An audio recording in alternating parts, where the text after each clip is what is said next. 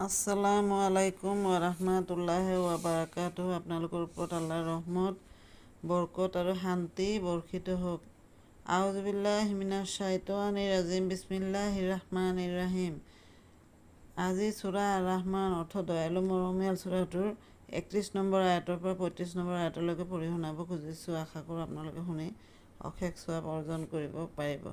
হে পৃথিৱীৰ বোজা দুটা, তোমালোকৰ হিচাপ নিকাচ ল'বৰ বাবে অচিৰেই মই আজৰি হৈ ল'ম। হে জিন আৰু মানৱ, তোমালোকৰ প্ৰভুৰ কোনটো অনুগ্ৰহ তোমালোকে অস্বীকাৰ কৰা?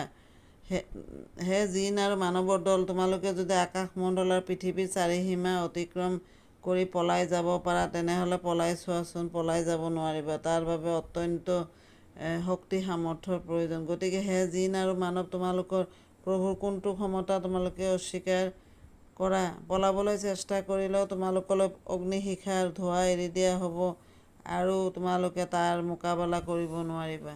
সমাপ্ত।